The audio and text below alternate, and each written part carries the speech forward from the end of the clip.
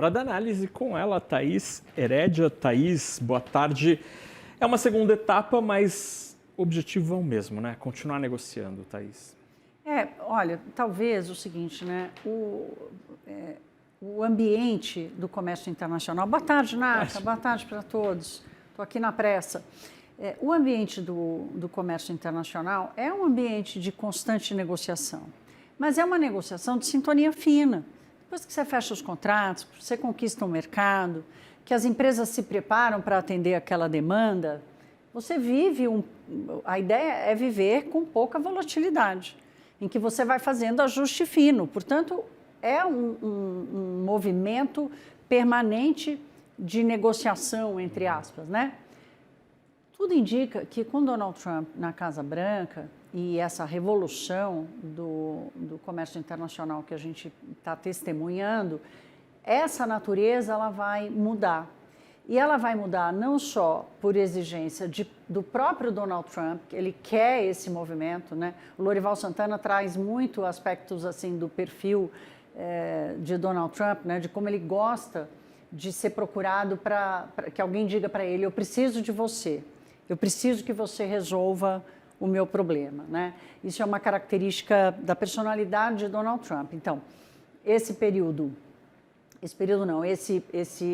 era de negociação mais permanente vai se dar, óbvio, puxada pela personalidade de Donald Trump, mas, Naka, tem um ponto aqui importantíssimo que trata sobre a competitividade das empresas.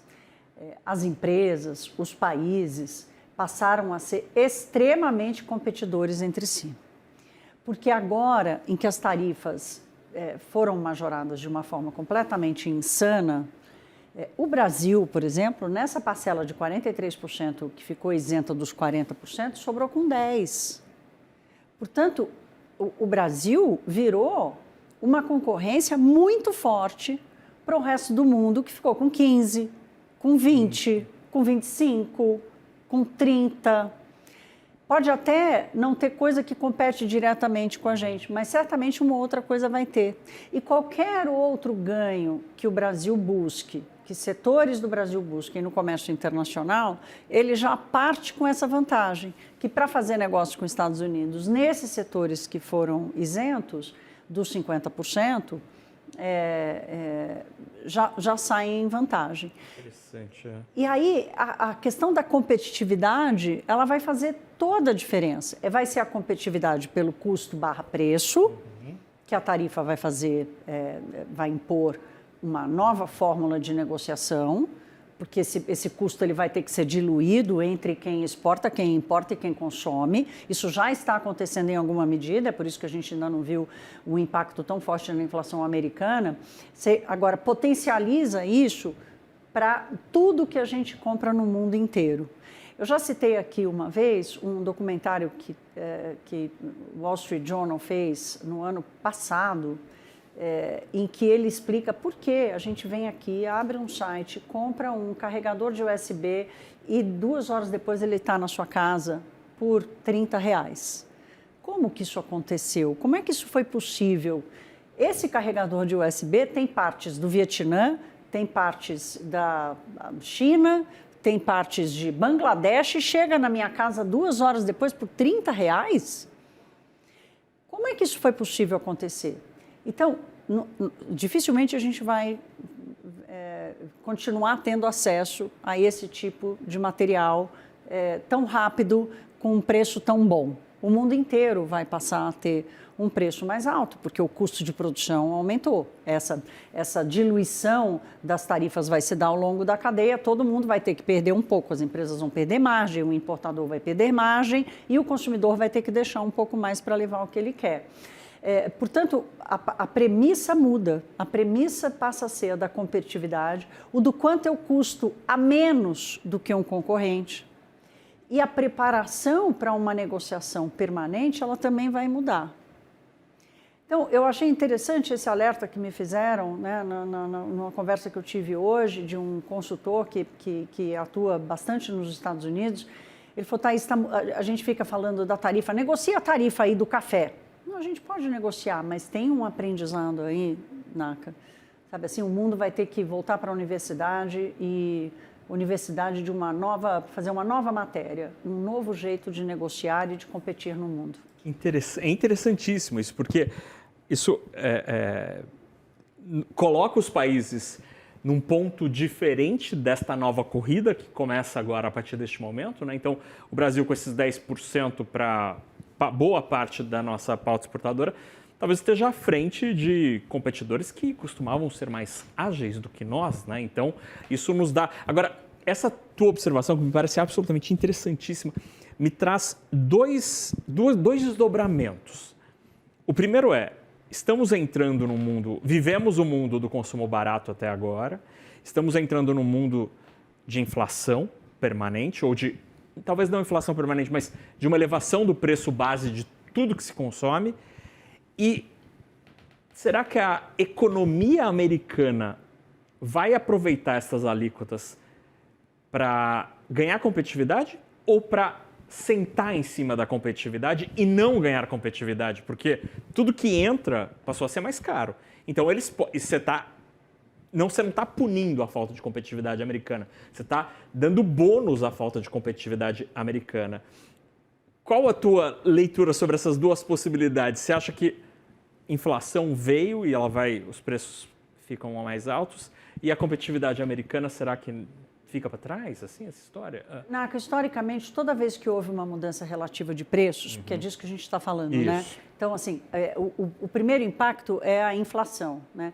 Dificilmente a inflação vai estourar, os bancos centrais estão afinados ali no mecanismo de controle, mas não necessariamente isso significa evitar alguma perda de eficiência no meio do caminho, né? Então, toda vez que há uma mudança de preços relativos, a gente viveu nesses últimos 40 anos uma mudança de preços relativos para baixo, né? O período da globalização foi um período de inflação baixíssima, por isso que a gente conseguia comprar um carregador de USB por R$30, vindo de 3 países diferentes, chegando na nossa casa em 2 horas. O juro era perto de zero, o juro do Japão. Quantos anos? 2, 3 décadas o juro do Japão ficou em negativo, de zero para baixo. Essa era acabou. Mudança relativa de preço do dinheiro, de preço dos negócios e de preço dos produtos, né, em geral. A renda das pessoas, que vai comprometer ou não a capacidade delas de consumir, também passa por uma mudança de preço relativo, que num primeiro momento pode provocar o que a gente está vendo agora movimento nos Estados Unidos, o que? Desemprego. Então, é um ciclo econômico que vai ser provocado, estamos começando um novo ciclo econômico provocado por um grande choque de custos, que é a política tarifária de Donald Trump, que, por sua vez, provoca uma mudança de preços relativos, que começa com o cabo do USB e vai parar nos empregos, nos salários. Então, quanto tempo vai levar? Qual é o dinamismo que a economia internacional vai ter com as suas bases, a sua produtividade, a sua competitividade, todas as vantagens comparativas e competitivas que cada um dos países acumulou esses anos todos, para absorver esse choque e sair do outro lado melhor. O que os dados da economia americana mostram é que os Estados Unidos perderam competitividade em vários setores, mas dispararam em setores de tecnologia, e naqueles setores, exatamente naqueles setores, que dependem de cérebro, de investimento, dependem de liberdade de criação. Será que isso vai continuar acontecendo nos Estados Unidos? Os cérebros, por exemplo, estão fugindo, né? Com todo esse ataque às universidades, a proibição de alunos estrangeiros e tudo mais, né? Esse foi um grande ganho do setor de tecnologia nos Estados Unidos, foi a capacidade de atrair cérebros e, portanto, ser capaz de criar os melhores produtos, as melhores soluções para o mundo inteiro.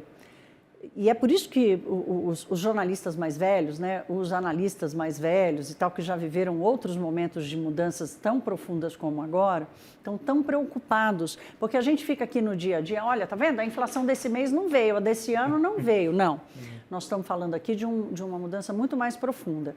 E a grande preocupação aqui com o Brasil, Naca, é que nós estamos chegando nesse mundo sem ter conquistado competitividade suficiente, com uma produtividade do trabalhador baixa, com uma renda menor e com instrumentos para lidar com essa mudança de preço relativo com um peso muito maior. É só ver a nossa taxa de juros. Quer dizer, para lidar com uma inflação parecida com o resto do mundo, a gente precisa de um juro 3 vezes maior. Não é à toa, não é por acaso, não é porque alguém quis, né? É porque a engrenagem do Brasil exige errada, né? Exatamente, um custo maior. Então, se a gente vai ter uma praça em que a negociação vai ser mais permanente, em que a competitividade vai aumentar, em que a regra do jogo mudou, né? Por causa do custo, a regra do jogo mudou. A disputa por mercados vai disparar. Então o Brasil fica assim, não, olha, o Brasil vai se dar bem, porque agora o Brasil vai poder fechar negócios com todo mundo. Gente, não vai ser assim tão simples. Não é assim que a banda toca, né? As negociações são custosas. Então, assim, nós temos que imaginar o seguinte, a gente está terminando a semana mais relaxado, depois da turbulência que a gente viveu esses dias. Semana que vem começa o tarifaço e tudo mais, mas nós estamos entrando numa outra era, uma era em que vai demandar muito mais da economia, vai demandar muito mais dos agentes econômicos, mas enfim, como na história da humanidade, a gente vai atravessá-la, só não sabemos ainda como. Com Thaís Herédia. A gente vai atravessar com Thaís Herédia. Thaís, obrigado pela conversa. Obrigada, Naka. Bom fim de semana. Até mais.